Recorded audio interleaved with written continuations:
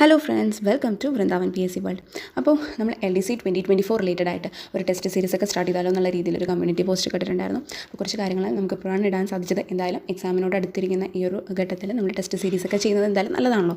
അപ്പോൾ നമ്മൾ ആദ്യം ഹിസ്റ്ററി റിലേറ്റഡ് ആയിട്ടുള്ള കുറച്ച് ക്വസ്റ്റ്യൻസ് ആണ് ചെയ്യാൻ പോകുന്നത്. ഒരു സബ്ജക്റ്റ് ഓറിയൻറ്റഡ് ആയിട്ട് ചെയ്യുമ്പോൾ നമുക്ക് കുറച്ചും കൂടി ഹെൽപ്ഫുൾ ആയിരിക്കും അല്ലേ, കാര്യങ്ങളൊക്കെ ഓർത്തിരിക്കാൻ. അപ്പോൾ ഈ കഴിഞ്ഞ ഡിഗ്രി പ്രിലിംസിന് നമ്മൾ സ്റ്റേറ്റ്മെൻറ്റ് ടൈപ്പ് ക്വസ്റ്റ്യൻസ് ആണോ ചോദിച്ചതെന്ന് ചോദിച്ചാൽ നമുക്ക് നോക്കുമ്പോൾ കുറച്ചും കൂടെ ഫാക്ച്വൽ ആയിട്ടുള്ള കാര്യങ്ങളാണ് ചോദിച്ചിട്ടുള്ളത്.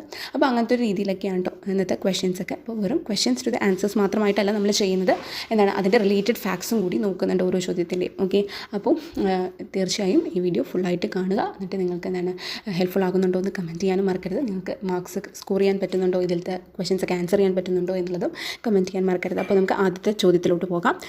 താഴെ പറയുന്നവരിൽ സ്വാതി തിരുനാളിൻ്റെ സദസ്സിലെ ആസ്ഥാന സംഗീത വിദ്വാൻമാർ ആരെല്ലാം എന്നുള്ളതാണ് നമ്മളോട് ചോദിച്ചിട്ടുള്ളത്. Vadivelu, Chinnaiah, Ponnaiah, then A, B and C. അപ്പോൾ ഇതിൽ ആക്ച്വലി ഈ 3 പേരും സംഗീത വിദ്വാൻമാർ തന്നെയാണ്. ആരുടെ സദസ്സിലെ? സ്വാതി തിരുനാളിൻ്റെ സദസ്സിലെ. അപ്പോൾ തഞ്ചാവൂർ നാൽവർ എന്നറിയപ്പെടുന്ന 4 പേരടങ്ങുന്നവരായിരുന്നു ഉണ്ടായിരുന്നത്. അപ്പോൾ അതിലൊരാളും കൂടിയുണ്ട്, അതും കൂടെ നോട്ട് ചെയ്ത് വെച്ചിരിക്കുക. ശിവാനന്ദൻ മുൻപത്തെ ഒരു ചോദ്യ പേപ്പറിൽ ഇത് ചോദിച്ച് കണ്ടിട്ടുണ്ട്. അപ്പോൾ അത് നോട്ട് ചെയ്ത് വെച്ചിരിക്കുക. ഇവരെല്ലാവരും മുത്തുസ്വാമി ദീക്ഷിതരുടെ ശിഷ്യന്മാരായിരുന്നു. ഓക്കെ, അപ്പോൾ അത് നമ്മുടെ ആൻസർ ആയിട്ട് വരുന്നത് ഏതാണെന്നറിയോ? D ആണ്. Okay, A, B and C എന്നുള്ളതാണ്. Okay, next question. UNO എന്ന ആശയം മുന്നോട്ട് വെച്ച വ്യക്തി. A, Woodrow Wilson, B, Winston Churchill, C, Franklin D Roosevelt, D, Sean Lester. അപ്പോൾ ഇതിൽ ആരാണ് എന്നുള്ളതാണ് ചോദിച്ചിട്ടുള്ളത്. അപ്പോൾ കുറച്ച് ടൈപ്പിംഗ് എറേഴ്സ് കാണാൻ സാധിക്കും കേട്ടോ. അപ്പോൾ സോറി ഫോർ ദാറ്റ്. എന്തായാലും നിങ്ങൾക്ക് ചോദ്യം മനസ്സിലാകും, ഉത്തരവും മനസ്സിലാകും കേട്ടോ. അപ്പോൾ നോക്കി, UNOയ്ക്ക് മുൻപ് അതിൻ്റെ പ്രെഡസസർ എന്നുള്ള രീതിയിൽ നമ്മൾ പഠിക്കുന്ന ഒരു ഓർഗനൈസേഷൻ ഇതാണ്, ലീഗ് ഓഫ് നേഷൻസ് ആണ് അല്ലേ. ലീഗ് ഓഫ് നേഷൻസ് എന്ന് പറയുന്ന ആ ഒരു സംഭവത്തിൻ്റെ ആശയം മുന്നോട്ട് വെച്ചത് ആരാണെന്നറിയോ? ഇതിൽ വൂഡ്രോ വിൽസൺ ആണ് ആക്ച്വലി ലീഗ് ഓഫ് നേഷൻസ് എന്ന് പറയുന്ന ആശയം മുന്നോട്ട് വെച്ചത്. ഓക്കെ, വൂഡ്രോ വിൽസൺ ആണ് നമ്മൾ ആ ഒരു ആശയം മുന്നോട്ട് വെച്ചത്. ഇനി ആ ലീഗ് ഓഫ് നേഷൻസിൻ്റെ സെക്രട്ടറി ജനറലായിട്ട് വ്യക്തിയായിരുന്നു ആര്? Scene Leicester. ഓക്കെ, അപ്പോൾ അതും നോട്ട് ചെയ്ത് വെച്ചിരിക്കുക. ഇനി നമ്മുടെ UNOൻ്റെ ആസ്ഥാനം എവിടെയാണെന്ന് എല്ലാവർക്കും അറിയാമല്ലോ, ന്യൂയോർക്കാണ് അല്ലേ. ആ ന്യൂയോർക്കിൽ ആ UNO എന്ന് പറയുന്ന സംഭവം വരുന്നതിന് കാരണമായിട്ടുള്ള ആ ഒരു ഓർഗനൈസേഷൻ വരുന്നതിന് മുൻപ് അതിന് വഴിവെച്ച ഒരു ചാർട്ടറാണ് അറ്റ്ലാന്റിക് ചാർട്ടർ എന്ന് പറയുന്നത്. Okay, Atlantic charter. ഈ അറ്റ്ലാന്റിക് ചാർട്ടറിൽ ഒപ്പുവെച്ച രണ്ട് വ്യക്തികളാണ് വിൻസ്റ്റൺ ചർച്ചിലും ഫ്രാങ്ക്ലിൻ ഡി റൂസ്വെൽറ്റും. ഓക്കെ, ഇവർ 2 പേരുമായിരുന്നു ഒപ്പുവെച്ചിരുന്നത്. ഇനി UNO എന്ന് പറയുന്ന ആശയം മുന്നോട്ട് വെച്ചത് ആരാണെന്നറിയോ? നമ്മുടെ ആൻസർ ആയിട്ട് വരുന്നത് ഫ്രാങ്ക്ലിൻ ഡി റൂസ്വെൽറ്റ് ആണ്. ഓക്കെ, ദെൻ നെക്സ്റ്റ് ക്വസ്റ്റ്യൻ നോക്കി. ലോക പാർലമെൻറ്റ് എന്ന വിശേഷണമുള്ളത് ഓക്കെ ഏതിനാണ്? പൊതുസഭയ്ക്കാണോ, അതായത് ജനറൽ അസംബ്ലിക്കാണോ, അല്ല രക്ഷാസമിതി സെക്യൂരിറ്റി കൗൺസിലിനാണോ, അതോ A and B ആണോ, അല്ല ഇവയൊന്നും അല്ലേ? ആക്ച്വലി നമ്മുടെ ആൻസർ ആയിട്ട് വരുന്നത് ഏതാണെന്നറിയോ? പൊതുസഭയാണ്. അതായത് ജനറൽ അസംബ്ലിയാണ് ലോക പാർലമെൻറ്റ് എന്നൊക്കെ അറിയപ്പെടുന്നത്. അതുപോലെ കുറേയധികം വിശേഷണങ്ങൾ വേറെയുമുണ്ട്. ലോക പാർലമെൻറ്റ് എന്ന് മാത്രമല്ല, പൊതുസഭയ്ക്ക് വേറെയുമുണ്ട് വിശേഷണങ്ങൾ. അത് ഇമ്പോർട്ടൻ്റ് ആണ്, ഒന്ന് നോട്ട് ചെയ്ത് വെച്ചിരിക്കുക. അപ്പോൾ എന്തുകൊണ്ട് UNOൻ്റെ ചോദ്യങ്ങളെക്കുറിച്ച് ഉൾപ്പെടുത്തിയെന്ന് വെച്ച് കഴിഞ്ഞാൽ, ഡിഗ്രി പ്രിലിംസ് റിലേറ്റഡ് ആയിട്ട് കഴിഞ്ഞ എക്സാമിന് ചോദിച്ചൊരു ചോദ്യം UNO ഔദ്യോഗികമായി അംഗീകരിച്ച ഭാഷകൾ ഏതൊക്കെയാണെന്ന് തന്നിട്ടുള്ളവയിൽ അല്ലാത്തത് ഏതെന്നുള്ളതായിരുന്നു. അപ്പോൾ അതൊന്ന് നോട്ട് ചെയ്ത് വെച്ചിരിക്കുക, ഭാഷകൾ ഏതൊക്കെയാണെന്നുള്ളത്. ബാക്കിയുള്ള റിലേറ്റഡ് ഫാക്ട്സ് ആയിരിക്കും ചിലപ്പോൾ ചോദിക്കുക, നമ്മളോട് അത് തന്നെ ചോദിക്കണമെന്നില്ലല്ലോ. അപ്പോൾ ഏതൊക്കെയാണ് ഔദ്യോഗിക ഭാഷകൾ ഒന്ന് നോട്ട് ചെയ്ത് വെച്ചിരിക്കുക. ഫ്രഞ്ച്, അതുപോലെ Russian, then English, Spanish, Chinese, അറബിക്കാണ് ഏറ്റവും ലാസ്റ്റായിട്ട് അംഗീകരിച്ചത്. ഓക്കെ, ദെൻ നെക്സ്റ്റ് ക്വസ്റ്റ്യനിലോട്ട് പോകാം.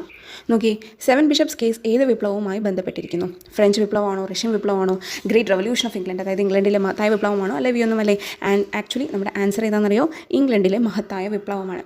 അപ്പോൾ ഗ്രേറ്റ് റവല്യൂഷൻ ഓഫ് ഇംഗ്ലണ്ടിനെ സംബന്ധിച്ച് നമ്മൾ പഠിക്കുന്നതിൽ ആദ്യം പഠിക്കുന്ന ഒരു സംഭവമാണ് 1215 കിങ് ജോൺ ഒപ്പുവെച്ച മാഗ്ന കാർട്ട. ശേഷം നമുക്കറിയാം വന്നത് സ്റ്റുവർട്ട് രാജവംശത്തിലെ ഒരു രാജാവായ ജെയിംസ് ഒന്നാമനായിരുന്നു.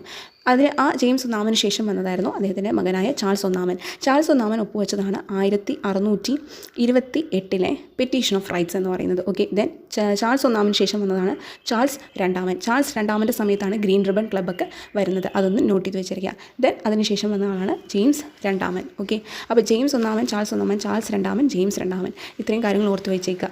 ദെൻ ലാസ്റ്റ് നമുക്കൊരു സംഭവം കൂടെ വരുന്നുണ്ട്. 1689 എന്ത് വരുന്നുണ്ട്? ഒരു ബിൽ ഓഫ് റൈറ്റ്സ് വരുന്നുണ്ട്.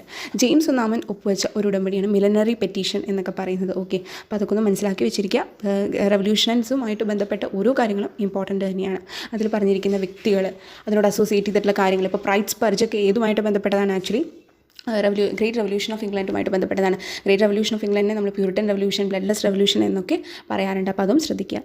ദെൻ നമുക്കറിയാം 1688 എന്ത് വരുന്നത്, ഗ്രേറ്റ് റവല്യൂഷൻ ഓഫ് ഇംഗ്ലണ്ട് വരുന്നത്. അപ്പോൾ അതും മനസ്സിലാക്കുക. നെക്സ്റ്റ് ചോദ്യം നോക്കി, താഴെ പറയുന്നവരിൽ അവകാശ പത്രികയിൽ ഒപ്പുവെച്ച ബ്രിട്ടീഷ് രാജാവ് ആരാണ്? അവകാശ പത്രിക എന്നതുകൊണ്ട് ഉദ്ദേശിക്കുന്നത് ബിൽ ഓഫ് റൈറ്റ്സ് ആണ്. ഓക്കെ, അപ്പോൾ 1689 നേരത്തെ പറഞ്ഞ പോലെ അതിലാണ് ബിൽ ഓഫ് റൈറ്റ്സ് വരുന്നത്.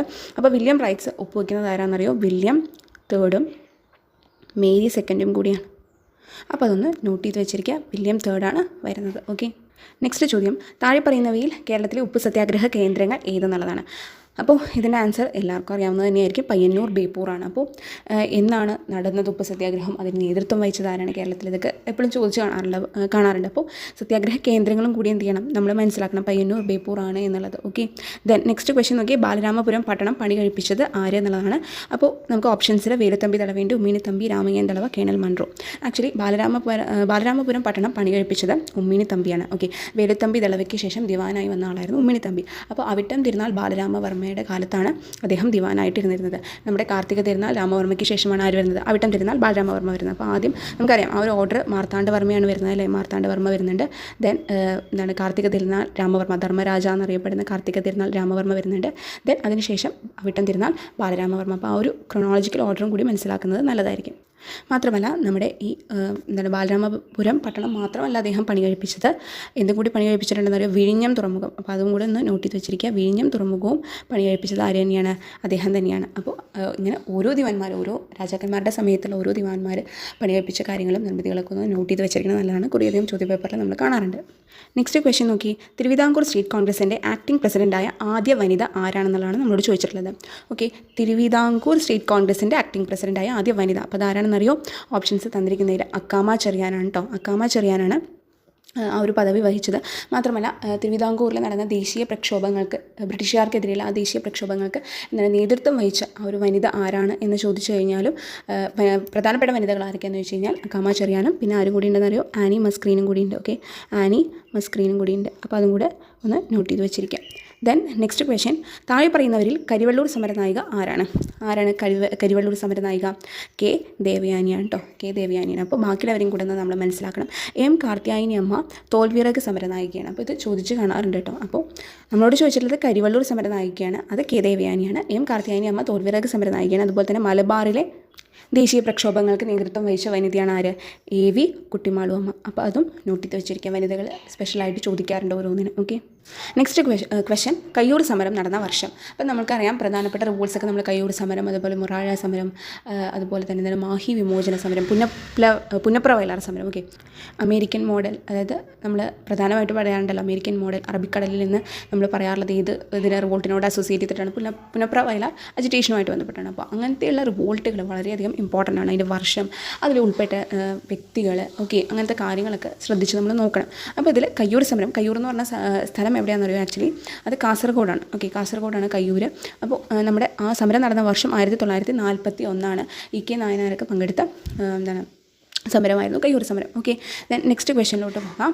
താഴെ പറയുന്നവയിൽ അൽബറൂണിയുടെ കൃതികൾ: താരിഖ് ഉൽ ഹിന്ദ്, കിതാബ് അൽ ഹിന്ദ്, കിതാബ് ഉൽ യാമിനി, ദെൻ ANB. അപ്പോൾ ഇങ്ങനെയുള്ള ചോദ്യങ്ങൾ കുറച്ചും കൂടി ടഫ് ആവാൻ ചാൻസ് കൂടുതലല്ലേ? കാരണം സിമിലർ നെയിംസ് ആയിട്ട് വരുന്ന കുറേയധികം കൃതികളുണ്ട്. ഓരോ ഇപ്പോൾ മുഗൾ രാജാക്കന്മാരെ സംബന്ധിച്ച് നമ്മൾ പറയുമ്പോഴാണെങ്കിലും അവിടെ വരുന്ന ട്രാവലേഴ്സൊക്കെ അല്ലെങ്കിൽ പണ്ഡിതന്മാരെ ഇതിൽ കൃതികൾ കുറേ ഉണ്ട്. അപ്പോൾ ഏകദേശം സിമിലർ നെയിംസ് ഒക്കെ ഉള്ളതുണ്ട്. അപ്പോൾ അങ്ങനെ ഉള്ളത് കൃത്യമായിട്ട് തന്നെ പഠിക്കേണ്ടി വരും നമ്മൾ. ഓക്കെ, അപ്പോൾ എനിവേ ഇവിടെ അൽബറൂണിയുടെ കൃതികൾ താരിഖ് ഉൽ ഹിന്ദും കിതാബ് അൽ ഹിന്ദുമാണ് നമ്മുടെ ഓപ്ഷൻ. അപ്പോൾ ഇത് അറിയാമെങ്കിൽ തന്നെ അത് ആദ്യം കുത്തരുത്.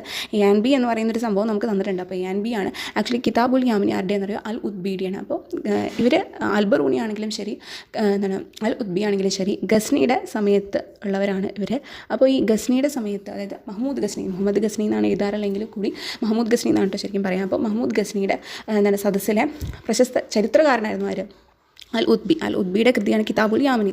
അപ്പോൾ അദ്ദേഹത്തിൻ്റെ ഗസ്നിയുടെ സമയത്ത് തന്നെ ട്രാവലർ അല്ലെങ്കിൽ അദ്ദേഹത്തിൻ്റെ സദസ്സിലെ മഹാനായ ഒരു പണ്ഡിതനായിരുന്നു അൽബറൂണി. അപ്പോൾ അൽബറൂണിയുടെ ഇടയ്ക്കിടയ്ക്ക് ചോദിക്കാറുണ്ട്, നോട്ട് ചെയ്യണം. നെക്സ്റ്റ് ചോദ്യം, മുഹമ്മദ് ഗസ്നിയുടെ അവസാന ഇന്ത്യ ആക്രമണം നടന്ന വർഷം ഏതാണെന്നറിയോ? 1027. ഓക്കെ, മാത്രമല്ല 1818 അദ്ദേഹം കനൗജ് ആക്രമിക്കുന്നത്.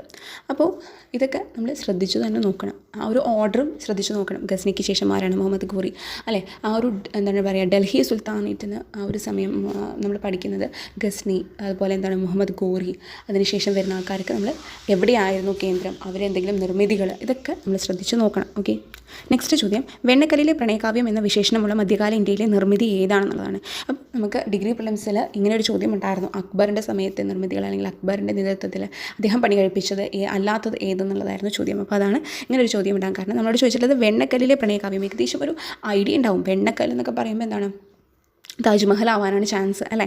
അപ്പോൾ തീർച്ചയായിട്ടും ആൻസർ അത് തന്നെയാണ്, താജ്മഹലാണ്. പുരാന കില ഹുമയൂണാണ് അതിൻ്റെ ഒരു എന്താണ് നിർമ്മിതി. ആ പുരാന കില സ്റ്റാർട്ട് ചെയ്യുന്നത് വർക്ക് ഹുമയൂണാണ്. അത് കംപ്ലീറ്റ് ചെയ്യുന്നത് ആരാണ്? ഷേർഷാ സൂരിയാണ്. അപ്പോൾ ഈ ഒരു കാര്യം നോട്ട് ചെയ്ത് വെച്ചിരിക്കുക.